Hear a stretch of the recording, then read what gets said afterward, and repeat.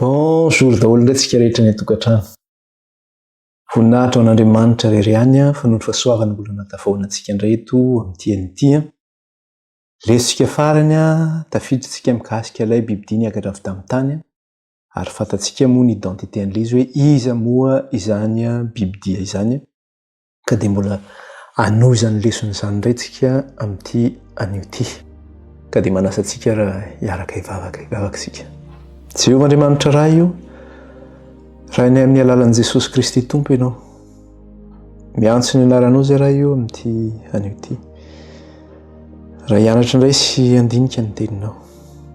Eny tsy amin'ny herina fatanjahana raha fa amin'ny fanahinao rery ihany.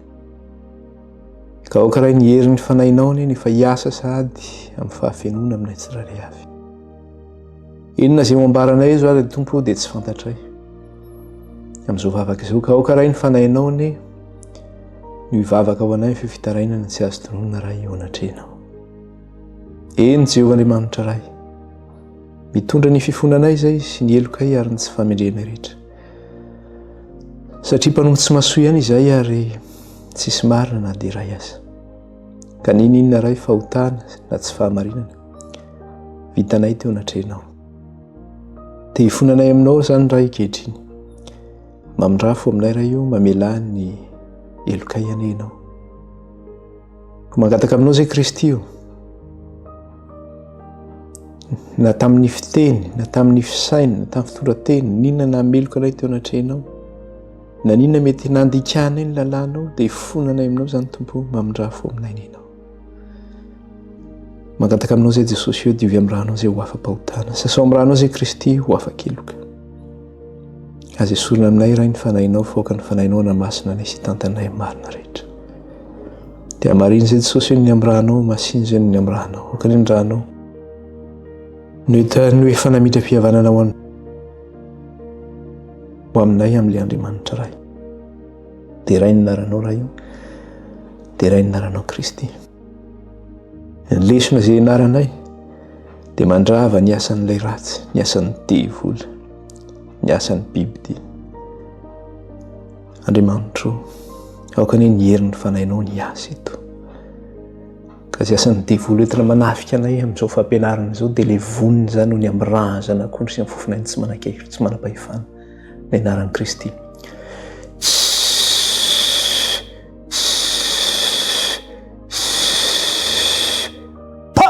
Rafy Satana sy ny asany rehetra. Ny amin'ny razana akondro sy ny fofona tsy manan-kery, tsy manam-pahefana aminay, tsy manana anjara na dia kely monja aza. Efa levona izany ho ny amin'ny ran'i Kristy sy amin'ny fofona. Dia raina ny anaranao rahay, kalazay ny anaranao, mena voninahitra ny anao rahay. Dia ny teninao rahay manambara manao hoe hainao an'izay mahazo azy ny teninao ary fahasalamana ho an'ny rehetra. Ka aoka Andriamanitra rahay io, hitondra hainao anay tokoa ny teninao ary fahasalamana ho anay ara-batana sy ara-tsaina. Dia raina mandrakizay ny anaranao rahay. Dia mitenena raha io aminay nenao favonikiany izay vahoakanao ny anaran'i Kristy. Amen. Irosatsika ny amin'ny lesona inona moa zavatra nresahantsika zany tamin'ny farany. Fa niresaka zany tsika ny amin'ilay Apokalipsy toko 7:10 ny andininy faraky 12. Dia iverenantsika vakina kely zay vaky teny zay dia zao ny voasoratra.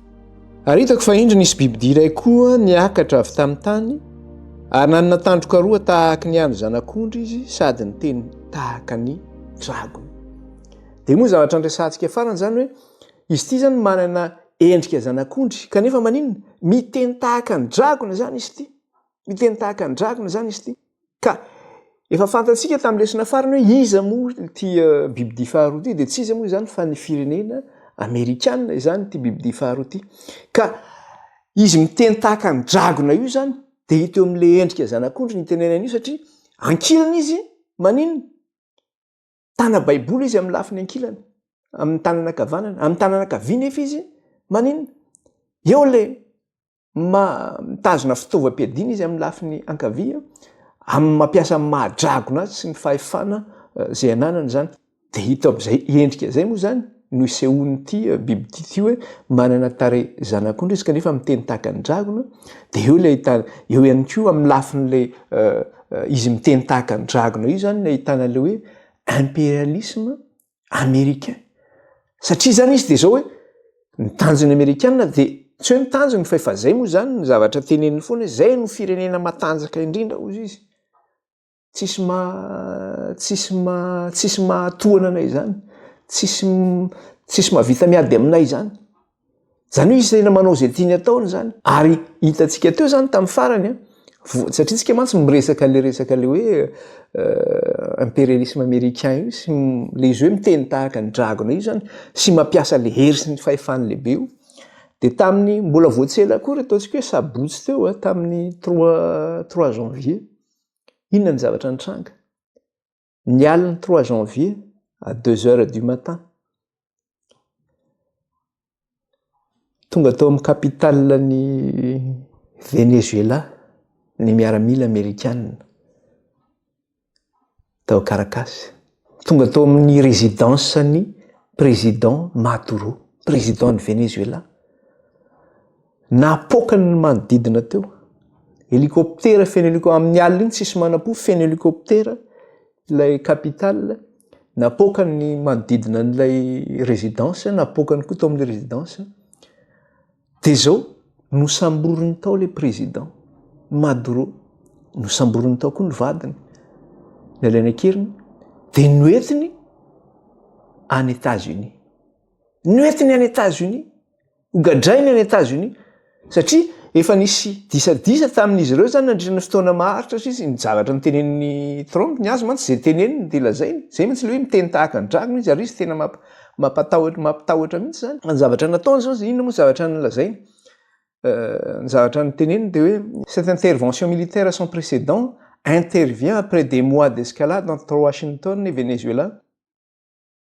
accusé de protéger les narcotrafiquants zany hoe efa nisy disadisa sy fifandonana zany tamin'ny amerikanina sy ny firenena venezueliana de niakatra ny tension ary ny fiapangana zay ataon'ny amerikanina ny fitondram-panjakana venezueliana de hoe izy miaro an'ireo mpanondrana drogue zany izay mahenika ny firenena amerikanina ka izy mihitsy ny lehibe an'io fa hosambo anafika ny firenena mihitsy zay nga izy hoe nanafika de hoe nanapotika fa le présidentiel ny tafiany tao ny résidence nisy ny président nosamboriny tao le président sy ny vadiny hotsarainy any États-Unis de zao tsara zavatra mbola voasoratra Donald Trump accusé Nicolas Maduro d'être à la tête d'un vaste réseau narcotrafique zay zany ny fiampangarana taony Donald Trump anazy hoe le président venezuelano izy de zao izy mihitsy ny tena lehibean'ny narcotrafiquant le mpanondrana drogue zany sy mpanao trafique drogue zay tonga any États-Unis de nefa le présidentny Venezuela zany amin'ny fiampangarana zay anaovana azy de zao ny avaliny ce dernier reprochait aux États-Unis de vouloir le renverser pour s'emparer des réserves de pétrole du pays le plus grande de la planète inona ozy izy ny Maduro ny tanjony amerikanina zay ampianjerana lay gouvernementa venezuelana de satria le pétrole ny Venezuela ozy izy ny tedaviny satria ao a Venezuela zany no misy ny plus grande réserve na pétrole mondiale ao no misy ny réserve mondiale lehibe indrindra amin'ny resaka hoe pétrole manerana n'izao tontolo zao ny amerikanina zay manao zay tiany ataony izy nga afaka manao ninina zavatra nitranga tamin'io alina io de ozy izy des puissantes explosions ont commencé à secouer Caracas vers 2 heures du matin nisy bomba mipoka ozy izy natao Caracas amin'ny roa maraina les explosions ont eu lieu dans le sud et l'est du capital tamin'ny atsimo sy ny atsinanany capitale ozy izy nipohan'ny explosion de une énorme enclave militaire au sein de la ville ainsi que l'aéroport de Caracas, rapporte l'AFP. Zany hoe feno miaramila be deaibe ozy izy nanodidina ny aéroport nanodidina ny portny Caracas ary feno hélicoptère ihany koa hita nanidina teo ambonin'ny Caracas tsisy mieritreritra an'izany mihitsy io zany le mampiasa le hoe hery sy ny fahefana izy le puissance militaire zay anany hoe zay ny matanjaka indrindra taitra ny gouvernement tatain'ny explosion tsy fatany zay zavatra nitranga fa marainy Donald Trump nandefa communiqué tamin'ny réseaux sociaux. De amin'iny zany izy vao mampafantatra hoe efa tratranay Maduro, satria tamin'ny alina an'iny le vice présidente zany tsy fantany hoe nakaizy Maduro, tsy fantany hoe nakaizy. De rehefa nanefa communiqué Donald Trump hoe voasambotra izy, de zay eo am'izay izy vao mangataka hoe me preuve de vie ary zay efa tena any aminareo tokoa izy. Zay zany mahabibidia anazy, mahaneo mihitsy amin'ny mahabibidia anazy zay zavatra zay. Tena maneho mahabibidia azy, de tonga de zao mihitsy ary ny filazana azy ataony, manomboka zao de zay nitondra hozy izy any firenena venezuelana. Zany ny zavatra tenenin Donald. Misy zany miteny tahaka ny dragona izy, miteny tahaka ny dragona izy. De fanambarana farany zay nataon'ny gouvernemanta venezuelana mahakasika le hoe ny Amerikanina manao an'le hoe impérialiste. Izy zany tena manao milaza ny tenany hoe empire mihitsy izy, manjaka amin'izao tontolo zao izy. De jereo tsara ny zavatra tenenin'ny gouvernemanta vénézuélienne. Quelques heures plus tôt, le gouvernement avait dénoncé dans un communiqué une très grave agression militaire. Laza zany tamin'ny communiqué ny gouvernemanta vénézuélienne hoe zava-doza zao nataon'ny firenena amerikana zao satria tena agression no nataony taminay aratafika. De miantso izy ny hery sosialy rehetra, ny hery politika rehetra hiara-ombona aminy anohitra an'ity ataky impérialiste ity. Satria tena maneho anazy mihitsy hoe firenena impérialiste izy. Ka raha miteny hoe firenena impérialiste zany hoe fanjakana manjaka amin'ny fanjakana rehetra, zay tsy refesy mandidy fa zay tiany atao no ataonay. Kanefa misy lalàna mifehy ny communauté internationale zay ombany vahoan'ny Nations Unies. Nations Unies nga mafehy an'izany tsony, vokatra n'izany zavatra zany. Jereo tsara ny zavatra nitanga tamin'ny Madagasikara. Lazaina fa Madagasikara nanao inona? Ozy ny firenena maneran'izao tontolo zao hoe nanao coup d'état Madagasikara tamin'ny naka ny fitondrana ny président de transition amin'izao fotoana zao io. Ny ampanga daholo ny firenena rehetra, fa jereo no nataony ny Amerikanina, ny Venezuela, inona ny zavatra niteneniny? Tsisy niteny, ainina la Frantsa ary. Gany mangina daholo, zara raha miteny, tsy masahy. Fa manina moa tsy masahy zao tontolo zao miteny. Firenena vitsy kely angamba no navita hoe masahy miteny zany, na hoe olona politika hoe manandanja vitsy no masahy miteny, fa ny firenena mipetraka, mangina. Satria miondrika eo anatrehan'ny bibidia fa vao miteny tahaka ny drakona izy de matahotra. Hoe raha io nongotany teo, iza koa zany nongotany manaraka eo. De ahoana zany? Tsisy zavatra azonao atao mikasy an'izany zavatra zany. De ankoatr'izay moa zany betsaka ny ataon'ny firenena amerikanina mba tsy aro voatanisantsika eto daholo, ohatra ny fanafiana nataona ny Nigeria zao, de nanafika tany izy tamin'ny firenena nigériana. Misy groupe terroriste ao de lazainy fa misy groupe terroriste ao de nitafiany tao le groupe terroriste. De ny nanamarinany azy de hoe fa manino ny groupe io no nitafiana? De hoe satria mamono ny kristianina ao amin'le firenena nigériana. Ao amin'le indrindra amin'le capitale hoe ny Abidjan ny capitale zany, de satria izy mamono ny kristianina any toerana, de zay ny anafianay anazy izy. De miteny moa Abidjan zany eo amin'ny capitale, tsisy an'izany aty izy, tsisy mamono ny kristianina zany aty. Fa tonga izy zany manafika, de iza no mampirisika? Satria mantsy tsika miteny le hoe endrika zanak'ondry kanefa miteny tahaka ny dragona. De iza? De jereo tsara le article ato. Les États-Unis ont annoncé avoir attaqué le 25 décembre des positions de terroristes islamistes au Nigeria en réponse aux persécutions subies par les populations chrétiennes. Ny Amerikanina izy de zao tamin'ny 25 décembre lasa teo de nanafika toerana nisy terrorista tany Nigeria izy. Vokatry ny fanenjehana zay nataon'izy ireo tamin'ny vahoaka kristianina teo atoerana.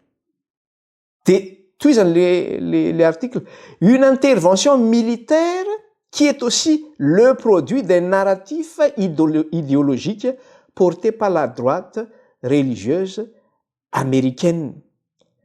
io fanafianaratafika io izy dia vokatry ny hevitr'ireo droaty mpivavaka amerikana. Izy moa le droaty mpivavaka amerikana reo fa kristianina reo. Dia toy izany, qui interprète l'insécurité dans ce pays avant tout comme une guerre contre les chrétiens.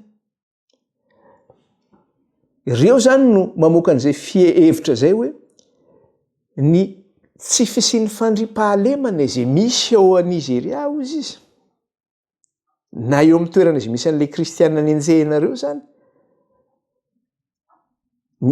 Azafady, ny insécurité zay misy ao Nigeria ozy izy, dia zao vokatry ny ataony reto silamo mahery fetsika ho an'ny kristianina reto.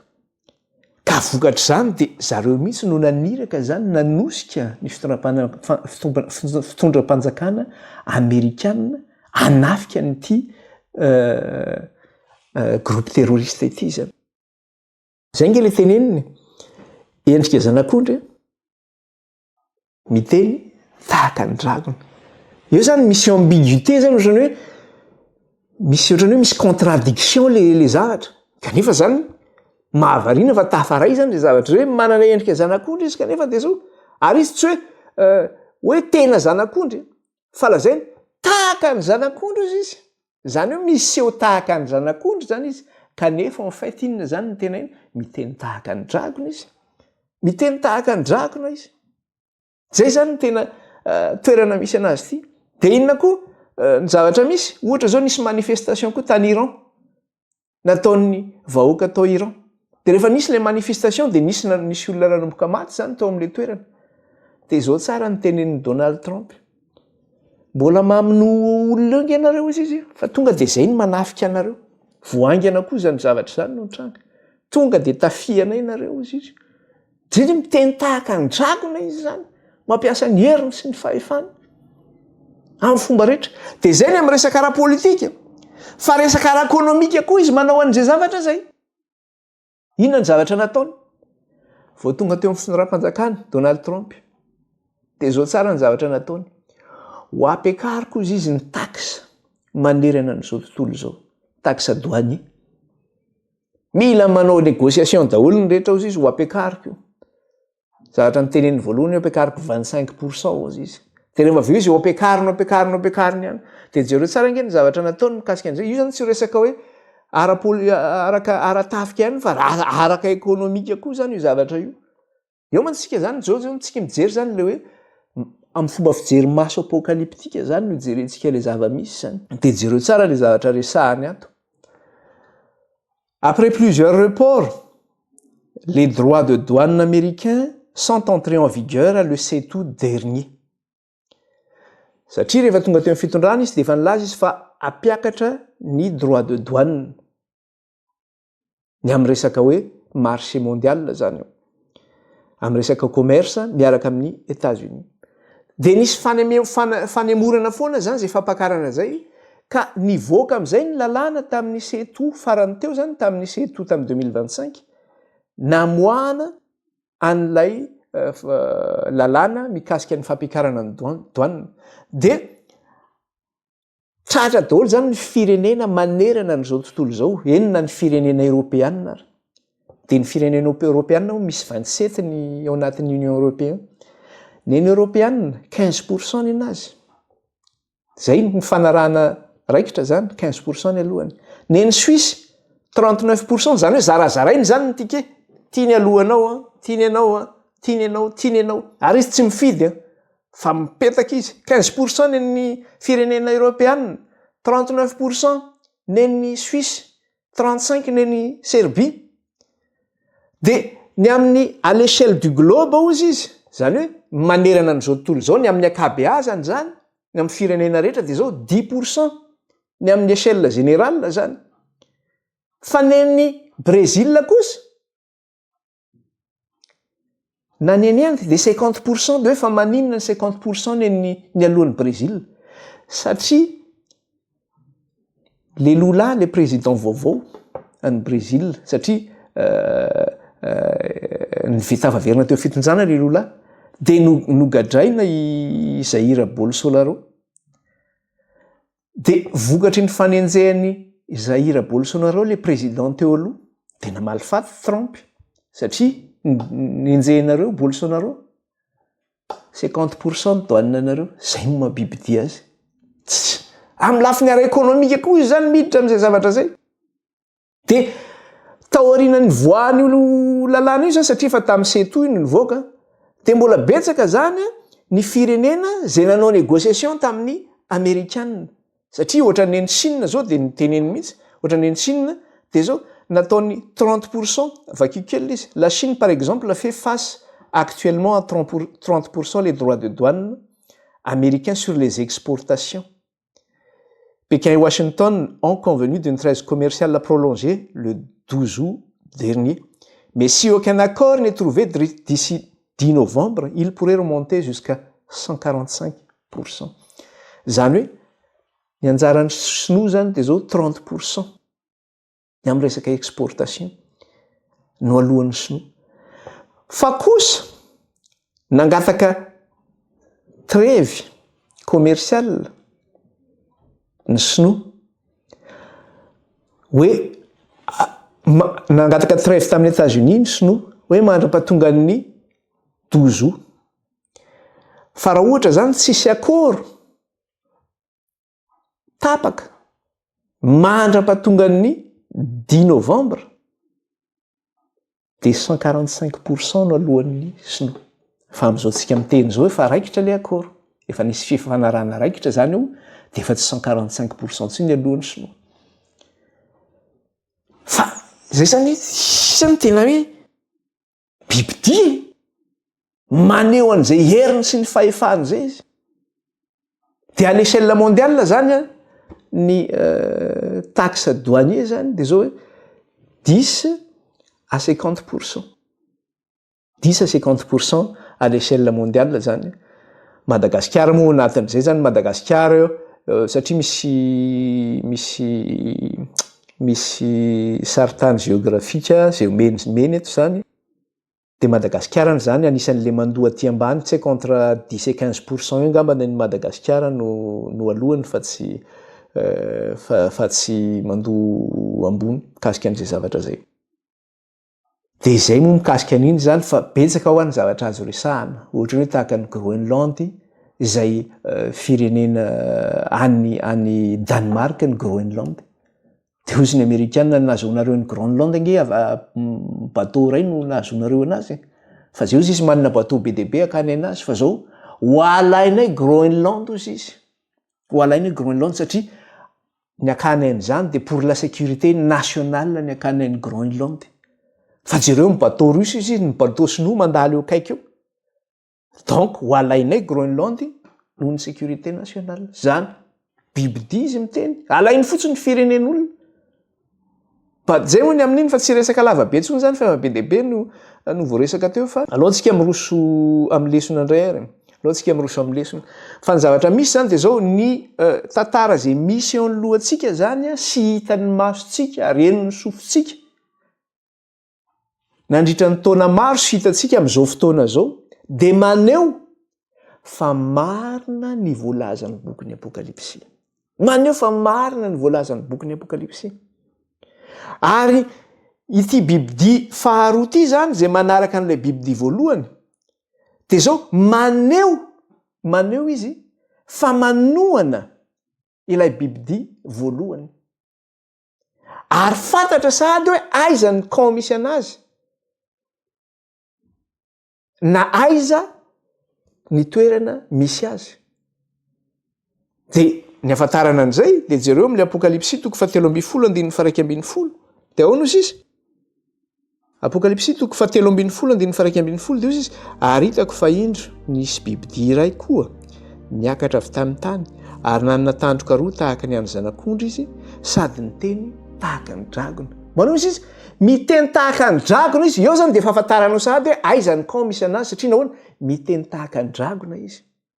Fantatsika tsara fa ny dragona ange no nanome fahefany an'ilay bibidia voalohany. Ny dragona no nanome fahefana an'ilay bibidia voalohany. kanefa ty bibidia faharoa ty lazaina fa manino miteny tahaka ny dragona donc zany eo zany de efa fantatra sady hoe aiza ny toerana misy an'ity bibidia faharoa ty manohana an'la bibidia voalohany zany izy de jereo tsara eo am'le andinin'ny faharoa moa izy miteny an'izay le hoe iza no namen'le bibidia voalohany ho atsika zany zay mbola mety hoe tsy nahino an'izay verena kely fotsiny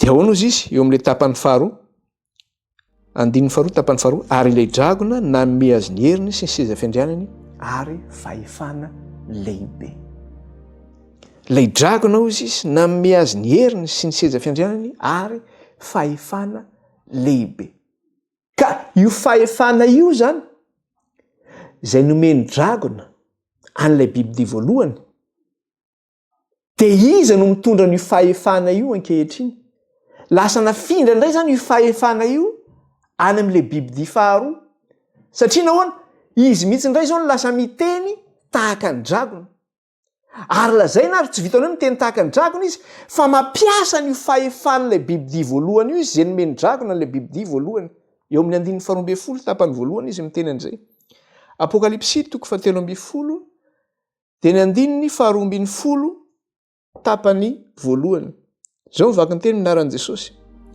ary ny fahefana rehetra nanana an'ilay bibidia voalohany dia asehony eo anatrehany ary ny fahefana rehetra nanana an'ilay bibidia voalohany dia asehony eo anatrehany zany hoe eo akaikin'le bibidia voalohany ny misy azy de izy mampiasa ny fahefan'le bibidia voalohany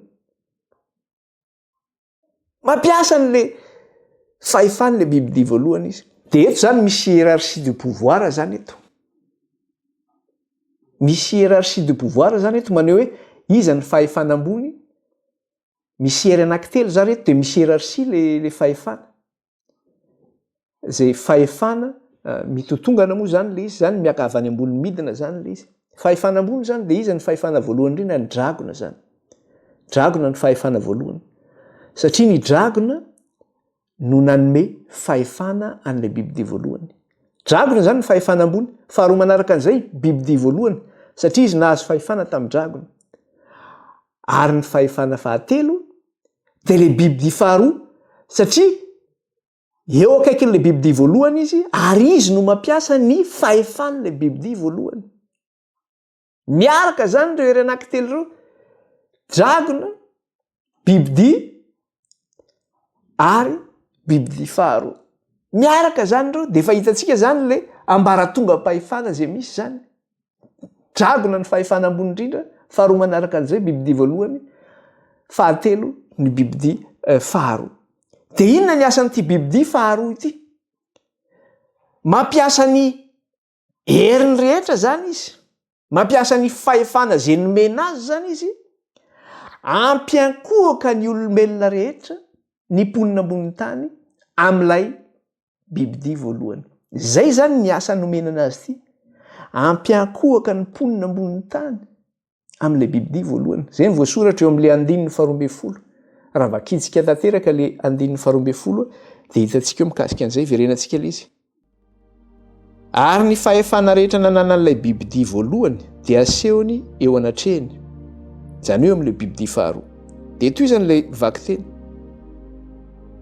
ary ny tany mba am'izay monina eo dia asehany miankohaka eo anolohan'ilay bibidia voalohany izay efa sitrana tamin'ilay feriny saika nafaty azy ary ny tany mba am'izay monina eo dia asainy miankohaka eo anolohan'ilay bibidia voalohany izay efa sitrana tamin'ilay fery saika nafaty azy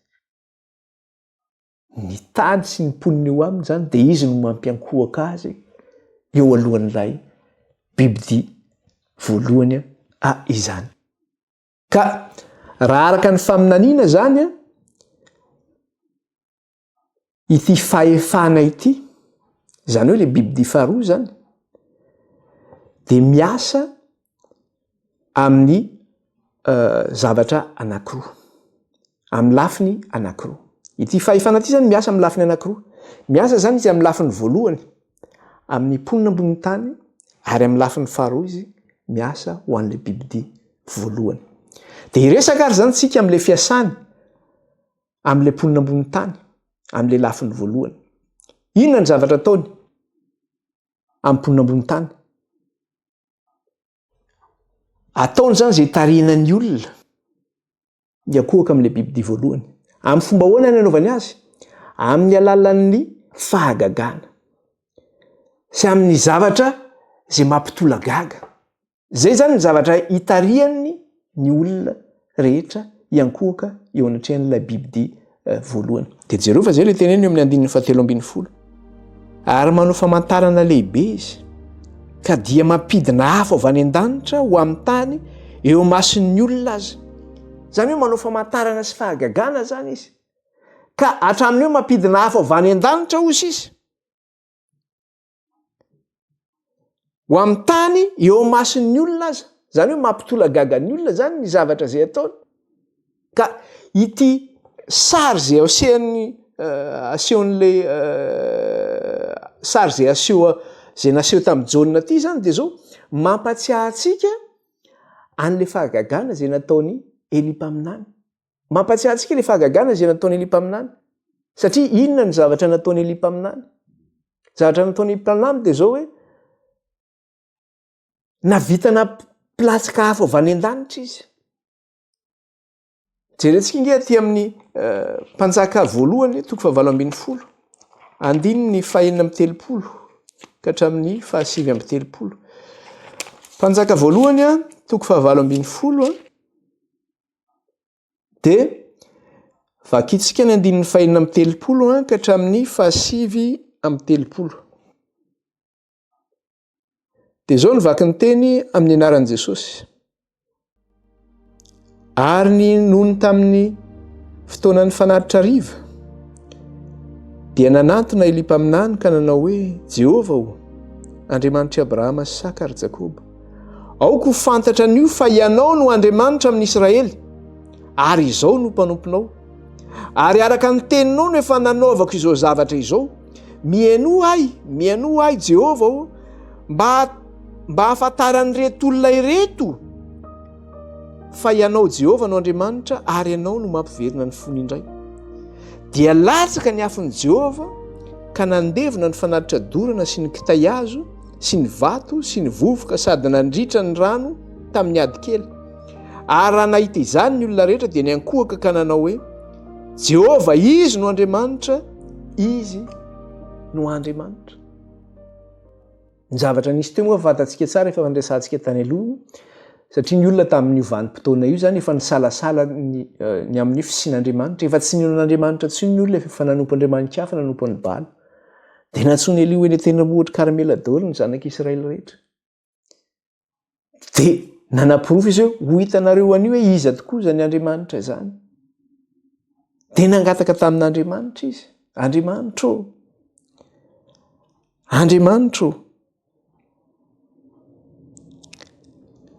ianao no Andriamanitra amin'ny Israely ary izao no mpanomponao ary araka ny teninao nanaovako zao zavatra zao mieno hoe Jehova mba afantaran'ny reto olo reto fa ianao Jehova no Andriamanitra ary ianao no nampiverina ny fony indray de inona zavatra nitranga 7 dia latsaka ny afon'i Jehova ka nandevina ny fanatitra dorana sy ny kitay hazo sy ny vato ary ny vovoka sady nandritra ny rano tamin'ny ady kely raha nahita izany ny olona rehetra dia niankohaka nanao hoe Jehova izy no Andriamanitra izy no Andriamanitra rehefa nangataka tamin'Andriamanitra Eli dia nao nirotsaka avy any an-danitra ny afo nandevina ny altara sy ny fanatitra teo amboniny nandevina ny rano nanodidina ny altara naneo hoe iza no Andriamanitra ilay Jehova Andriamanitra no Andriamanitra ary rehefa nahita an'izany ny olona dia ahoana ny reaksion'ny olona 7 ary nahita izany ny olona rehetra dia niankohaka ka nanao hoe Jehova izy no Andriamanitra Jehova izy ny Andriamanitra zany hoe tolagaga zany ny olona tena tolagaga ny olona hay Jehova ny Andriamanitra ozy izy ka io fahagagana io zany le hoe afo milatsaka avy any an-danitra mampidina afo milatsaka avy any an-danitra satria zay le ho ataon'ny bibidia faharoa zany zay hoe mahavita platsaka afo avy any an-danitra mihitsy izy eo mason'ny olona ozy izy manao famantarana sy fahagagana ka ny hoe mampilatsaka afo avy any an-danitra zany tahaka ny Eli dia zao asan'ilay vavolombelona roa eo anatrehan'Andriamanitra zany io mampidina afo avy any an-danitra io Asan'le vavolombelona roa eo anatrehan'Andriamanitra. Inona moa le vavolombelona roa eo anatrehan'Andriamanitra? Fa le tenin'Andriamanitra io. Amin'ny alalan'ny tenin'Andriamanitra no ahafahana mampilatsaka afo avy any an-danitra zany. Satria herin'ny tenin'Andriamanitra io, herin'ny soratra masina io. Dia jereo tsara fa zay no ilazany azy aty amin'ny Apokalipsia. Apokalipsia toko faha 12, andininy fahaenina, fadimy sy ny fahaenina. Apokalipsia toko faha 12, dia ny andininy fadimy sy ny fahaenina. Apokalipsia toko faha 12, andininy fadimy sy ny fahaenina. Dia ahoana izy? Ary raha misy tahandratra ireo dia misy afo mivoaka amin'ny vavany ka mandany ny fahavalony. Ary raha misy tahandratra ireo dia tsy maintsy hovonoina toy izany koa izy. Ireo dia manam-pahefana handrindrina ny lanitra mba tsy hilatsahan'ny ranonorana amin'ny andro amin'aniny. Ary manam-pahefana amin'ny rano koa izy hampody azo ora sy hamely ny tany amin'ny loza arak'izay andro tiany na oviana na oviana. Miresaka ny amin'ilay tenin'Andriamanitra zany io. Le vavolombelona roa eo anatrehan'i Jehovah. Dia ny soratra masina izany. Dia hoy izy manao hoe raha misy tahandratra ireo izy.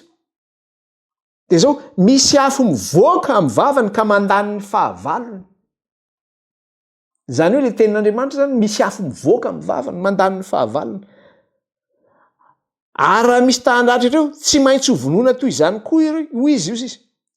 Dia teneniny andiny fahiny, ireo dia manam-pahefana handrindrina ny lanitra. Ny tenin'Andriamanitra iny manana zany fahefana zany. Mandrindrina ny lanitra, manakatona ny lanitra. Mba tsy hilatsahan'ny ranonorana. Elia nanao an'izany zavatra izany. Nangataka tamin'Andriamanitra Elia. Dia noho ny tenin'Andriamanitra dia nanao any. Tsy nilatsaka ny orana. Nandritra ny taona maro. Ary rehefa nivavaka tamin'Andriamanitra indray Elia dia nirotsaka indray ny ranonorana. Satria ny tenin'Andriamanitra no mampidi an'izay sy manokatra an'izay. Dia toy izany any, ary manam-pahefana amin'ny rano koa izy hampody azo ora hamely ny tany amin'ny loza arak'izay andro tiany na oviana na oviana. Dia tadiditra tsara tamin'ny andron'ny Mosesy. Inona ny zavatra nisy ihany koa?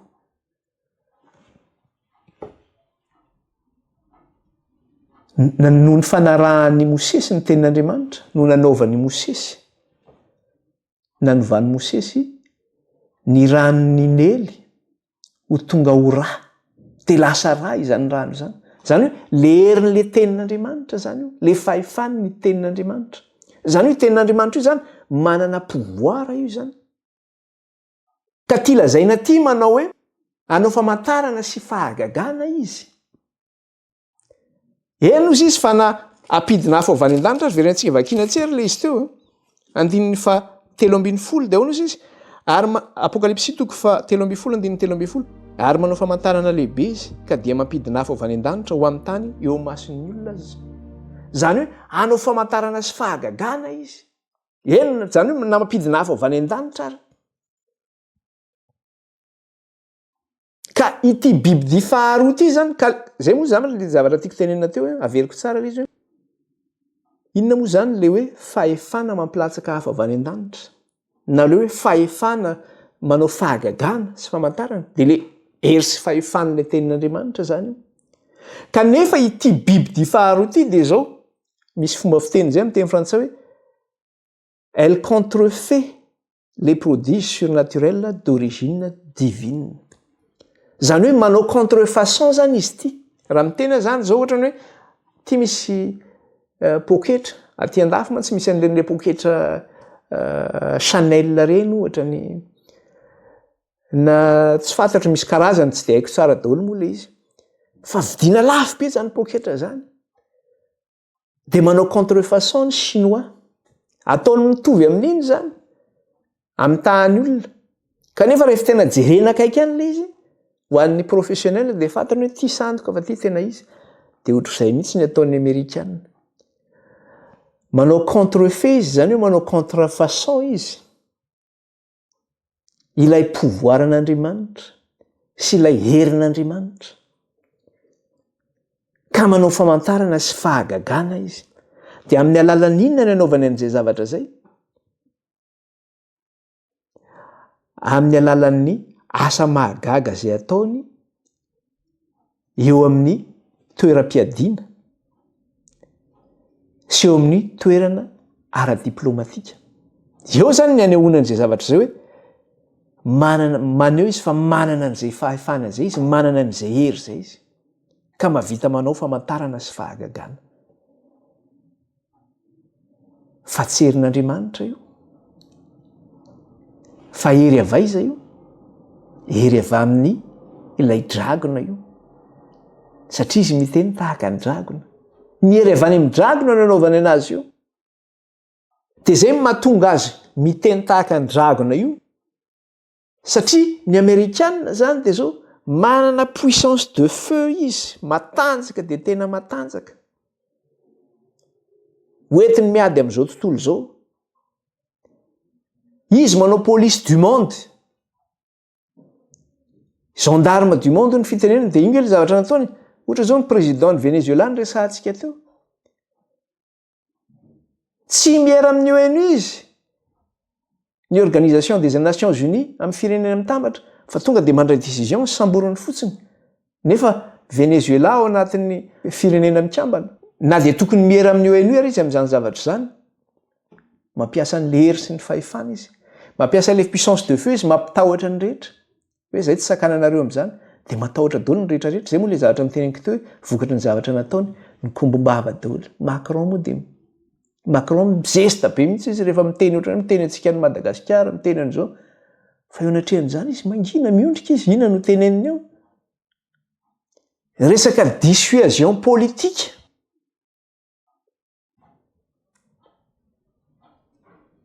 Inona moa le resaka hoe dissuasion politique zany hoe izy zany mahay mandresy lahatra izy, ary mi-influencer izy. Zany hoe raha misy zavatra mipetraka, ohatra hoe hevitra mipetraka hoe zao no atao, voatariny rainy io ny heviny no apetraka amin'iny zavatra iny. Ary izy dia tena miteny averiko tsara, on est les meilleurs, on est les plus puissants du monde. Tamin'izy nanafika ny Venezuela teo tena nitenen'ny Trump zany, zay ny firenena matanjaka indrindra izy nandeha tamin'ny télé zany. Zay ny firenena matanjaka indrindra, on est les meilleurs. Ankoatran'izay hoe asa ara-tafika zay, na hoe ara-diplomatika zay. Inona ihany koa ny zavatra ataon'ny Amerikanina zany amin'le resaka hoe famantarana sy fahagagana zay ataony, satria amin'ny resaka hafetsena zany ny anaovany anazy io. Amin'ny herin'ilay dragona no anaovany anazy io. Amitahana ny olona rehetra zany anaovany famantarana sy fahagagana. Dia eo amin'le hoe kolotsaina hollywoodienne ihany koa, amin'ny resaka hoe cinéma zany. Dia inona ny zavatra nataony? Satria zany ny zavatra voizina zany ao anatin'ny sain'ny olona, reny zavatra cinématografika alefany ireny manerana an'izao tontolo izao, satria io kolotsaina hollywoodienne io zany dia aparitaka manerana an'izao tontolo izao. Dia izao tontolo izao tena mijery io daholo, na tontolo musulmane io, na tontolo bouddhiste io, na tontolo kristianina io, na inona tontolo misy anao, na mpanompo sampy ianao. Mirona makany amin'io fotom-pisainana Amerikanina io, satria any ny andefasan'ny idéologiany, any ny andefasany ny fotom-pisainany. Dia ireny no amikisana zany ny olona rehetra. Dia aseho anatin'ireny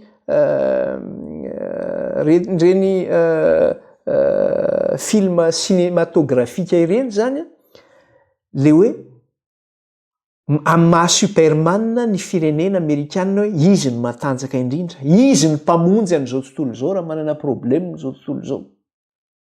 Dia jereo tsara fa ohatrany amin'izany ireny film alefany ireny, ohatra hoe Armageddon ohatran'izao, izy film iny. Akteur malaza nanao anazy hoe Bruce Willis. Hoe misy astéroïde ngeza be hipoaka amin'ny tany, hopotika ny tany. Dia mandefa olona ny Amerikanina any amin'ny espasy. Anapoaka le astéroïde, manana fahefana izy, manana puissance de feu izy, satria zay le hoe afo milatsaka avy any an-danitra raha hoe vita amin'ny alalan'ny fahendreny sy ny fahalalany zany mahavita manao bomba nucléaire izy, anapotehany zany, vitany zany. Manana puissance de feu izy. de potika le astéroïde de faly ny eo am'le anina hoe voavonitsika ny amerikanina maneho n'izay zavatra zay am' resaka super héros reny amin'ny film zay alefa ny Avenger hoe milo olona manana capacité hors du commun manana super pouvoir andresena ny fahavalo enina ny extraterrestre manafika de resin'le super héros atsika reny misy le film ihany koa ny resaka le ohatrany hoe Apocalypse 2012 nalaza be nisy fotoana zany hoe tonga ny farandro tamin'ny 2012 de alohan'ny voan'le farandro de inona indray ny film nataon'ny Amerikanina mikasika an'izay zavatra zay nanamboatra Ars na hoe samby fiara ireo firenena matanjaka niaraka tamin'ny Amerikanina amonjena ny elitany zao tontolo zao sy amonjena ny fahalalana sy ny fahendrenana anan'izy ireo miaraka amin'ny zavaboary izay azony natao tao anatin'izay zavatra izay zany tahaka ny hoe ny biby tahaka ny zavamaniry sy ny sisa sy ny sisa de hoe tonga le apocalypse ny safidrano be mihitsy tonga teto amin'ny planeta tany de voavonjin'le samby voaranamboariny zareo tao ny olona rehetra zay le hoe amin'ny scène cinématographique ange izy zany reny zany zavatra voiziny reny ilazana hoe mahavita azy izy mahavita izy super pouvoir manana an'izay hery zay izy hoe raha mahavita an'izao Andriamanitra izy mahavita d'une manière artificielle zany mampiseho am'izao tontolo zao io le teneniko teo hoe raha manao hoe afo milatsaka avy any an-danitra zany jereo nge reny fitaovam-piadinany Amerikanina reny bomba atomika bomba nucléaire sy ny sisa zany zay tsy voalaza tsony zay atahoran'izao tontolo zao zany ary ny io ny atahorany am'le guerre Ukraine sy ny Russie zany ny zavatra atahoran'ny Russie de indrindrandrindra ny fanomezan'ny Amerikanina le arma mahery vaika ny Amerikanina ho ampiasain'ny Ukraine zay ny zavatra atahoran'ny Russie fa raha ny fitaovam-piadinany Ukraine inona ny raharahin'ny Russie an'izany satria izy manana an'izay hery matanjaka be zay zany eo amin'ny lafiny ara-piadiana izany reo artificen'ny Amerikanina reo zany nareo fitaka zay ataon'ireo akantahaka le pouvoir an'Andriamanitra mahay ny zavatra rehetra de izy koa milazo izy mahay manao ny zavatra rehetra de lasa zay ny norme zany lasa zay ohatran'izay no arahana hoe mahay ny zavatra rehetra ihany koa izy hoe l'homme peut faire toute chose bibidia mahay ny zavatra rehetra akoatran'izay resaka hoe kolotsaina hollywoodienne zay sy ny resaka hoe amin'ny lafiny ara-pitaovam-piadiana sy ara-diplomatika de eo ihany koa le resaka hoe fahagagana paranormaux ina moa le fahagagana paranormaux ohatrany hoe reny le hoe miracle mon ami reny reny miracle mon ami reny eo am'le resaka hoe ara-panahy ara-tsaina ara-moraly hoe ny olona zany lasa ohatrany hoe manana pouvoir surnaturel misy miteny zay moa ohatrany malaza izy eo Madagasikara le hoe zokiandry ty nisy fotoana izy nampianatra nisy zavatra nampianarany de hoe enina ny mivavaka amina fiangonana ray izy io za tsy teny le anaram-piangonana fa nao am'le fiangonana ry izy de mahatalanjona an'le membre de eken'le fiangonana moa zany zavatra zany de mba point d'interrogation ngizabe de ahoana zany zavatra zany eken'ny fiangonana fa ny zavatra teneniny io nge de mampandroso tena fa tsy mampandroso ny fiangonana ary ny zavatra zay resahany eo aza de mitarika ny olona azo vola ina zavatra teneniny zay mantsy le resaka teo hoe resaka mifandray amin'ny resaka ara-panahy le izy mifandraisana amin'ny resaka hoe fahendrena ara-tsaina sy ara-moraly de izy io miteny mihitsy zany manao hoe raha tena mino ianao izy izy a, raha tena mino ianao hoe tena inona amin'ny folo manontolo zany hoe azo vola be a, de ho azonao tokoa zany fa raha tsy mino an'zany ianao de tsy azo an'zany ianao. Zany hoe pouvoir psisika zany zany zavatra zany. Raha tena mino ianao fa ery avaiza moa zany reto, de za miteny antsika ery avany amin'ny bibidia zany fa tsy ery avany amin'Andriamanitra zany. Andriamanitra tsy nanao an'zany tsy mino de ho azonao vola be io.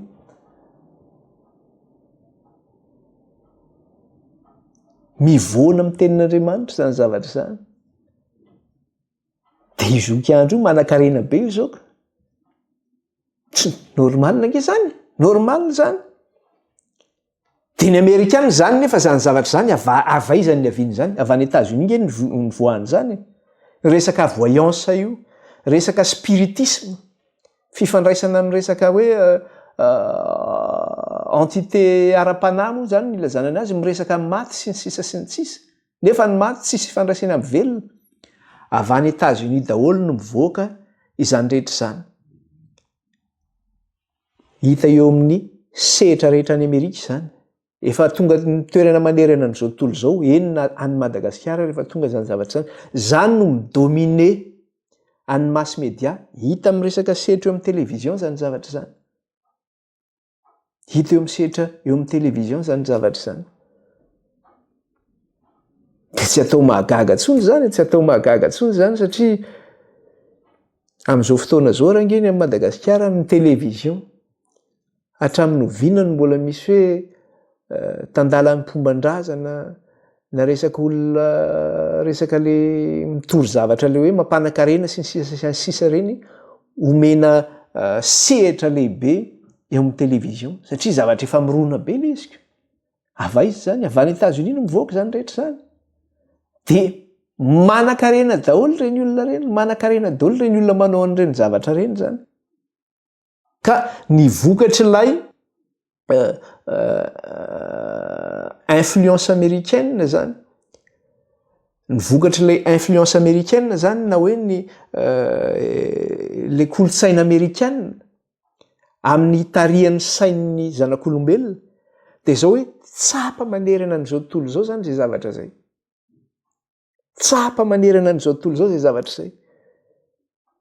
Ary rehefa tena mandinika ary ianao de zao hoe avaiza ny fototry ny ratsy rehetra eto amin'ity zao tontolo zao ty raha ny toerana.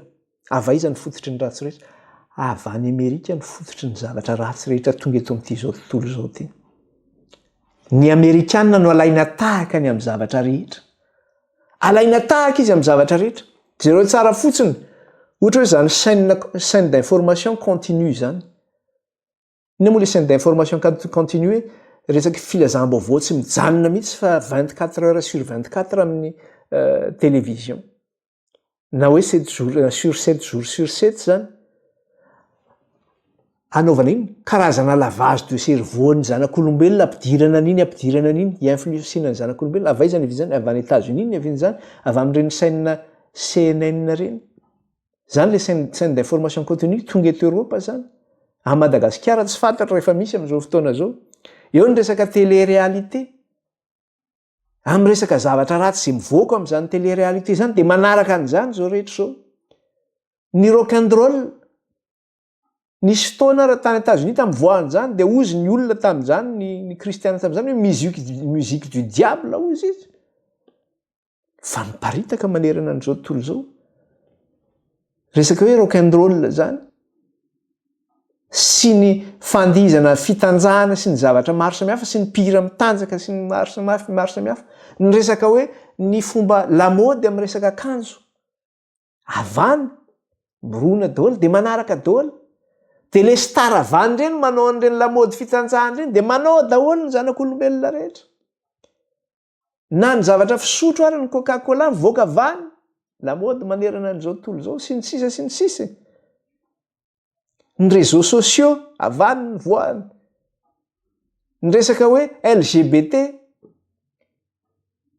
Ny LGBT ny fitambaran'ireo gay, lesbienne, ny transgenre sy ny sisa sy ny sisa. ny kolotsaina ara-mozika rehetra avady daholo ny voahany zany rehetra izany. Ka ny zavatra rehetra izay mivoaka avy any États-Unis zany dia zao lasa io zany lasa hoe signe ho an'ny jeune moderne amin'izao fotoana izao. Lasa famantarana ho an'ny jeune amin'izao fotoana izao zany zavatra zany hoe libéré, délivré amin'ny zavatra rehetra. Afaka manao izay tiany ataony dia normal be raha ny zana gasy. Amin'ny malagasy zany resaka hoe fanajana ray aman-dreny zany, fanajana ny fotsy volo zany. Tany aloha tena hoe zava-dehibe zany, lovaina tamin'ny tolo. Fa amin'izao fotoana izao tsisy haja intsony. Tsisy tsony, tsisy ninona intsony. Ohabolana malagasy hoe nataimon'omby mivadika raha tsisy maka. Petrao eo ny tômôbilanao dia asio lakile dia sokafo ny varavarana tsy hitanao intsony. Jereo fotsiny tamin'ireny nirotaka tamin'ny Madagasikara tamin'ny manifestation izay nisy tamin'ny Madagasikara le alakamisy izy iny raha tsy diso taon'ny fangalarana nentan'olona maro samihafa. Tsisy libéreko, délivré satria le kolotsaina mihitsy le efa kolotsaina ratsy avaniny tonga dia efa miparitaka daholo zany rehetrarehetra zany. Mazava nge le ten'Andriamanitra araraotiny anaovantsika izy fa meratsy zao fiainana zao totongana meratsy satria avaniny fototry ny ratsy rehetra miparitaka manerana an'izao tontolo izao zany tsy atao mahagaga intsony zany satria mipotika zany ny ara-panahy. Rehefa potika ny ara-tsaina sy ny ara-panahy dia inona moa fa tsisy état d'âme intsony ny zanak'olombelona. Ka eto zany tsika dia zao hoe on n'a plus approuvé, l'Amérique a séduit les habitants de la terre. Ahoana intsony moa ny anaprofontsika hoe ny Amerikanina no mamitaka an'izao tontolo izao. Fa mazava ho azy araka nefa voalaza rehetra teo zany fa izy mihitsy le bibidia faharoa. Ary avany ny fototra rehetra hoentina mamitaka an'izao tontolo izao. Hoentina mamitaka an'izao tontolo izao raha ohatra farany fotsiny raisina amin'izany dia hoe tamin'ny élection présidentielle farany tany États-Unis. Tsy hoe farany fa raha vao misy ny élection présidentielle dia manaraka n'iny mihitsy izao tontolo izao. Manaraka hoe ahoana ny fandehany ity. Raha misy présidentielle amin'ny Madagasikara iny andrara iny frantsay zany. Raha misy présidentielle amin'ny firenena anankiray eto Eoropa, ny any États-Unis alefanao any amin'ny toerana ny mialan'ny Washington, nga misy manaraka zany firiny olona. Fa raha vao hoe élection présidentielle américain mandeha amin'ny vaovao maraitsy hariva tsy mijanona mikisana ny sain'ny olona. Nefa ianao aty Eoropa fa tsy any Amerika. Dia normal be zany zay zavatra zay. Zay mikasika an'iny zany fa isaorantsika ny tompony ny zavatra rehetra. Izay zany ny amin'ny lafiny ray ny hitantsika hoe miasa amin'ny lafiny ray izy amin'ny mponina ambony tany hamitahana ny olona rehetra amin'ny fahagagana izay ataony. Dia jerindray zany tsika le lafiny faharoa manaraka fa tsy ampy ny fotoantsika le izy miasa eo anatrehan'ny bibidia. Hivavaka tsika isaotra an'Andriamanitra ray. Jehovah Andriamanitra ray io mankalaza anao izay midery anao ary manome voninahitra anao. Misaotra ray fa noho ny fahasoavanao no nahafahanay nianatra sy nandinika ny teninao tamin'ny teny ity ary misaotra ny amin'ny fahalalana izay nomenao anay. Tsy tamin'ny herina ny tanjaka fa tamin'ny fanahinao irery ihany. Ka dia aoka ny fanahinao ray hampafantatra ny vahoakanao ny sitraponao satria izaho dia mpitondra hafatra ihany. Dia raina mandrakizay ny anaranao ray, ny anaran'i Kristy. Amen. Dia manao veloma antsika rehetra amin'ny anaran'i Jesosy tompony tenako amin'ny manaraka indray. Baibai daholo.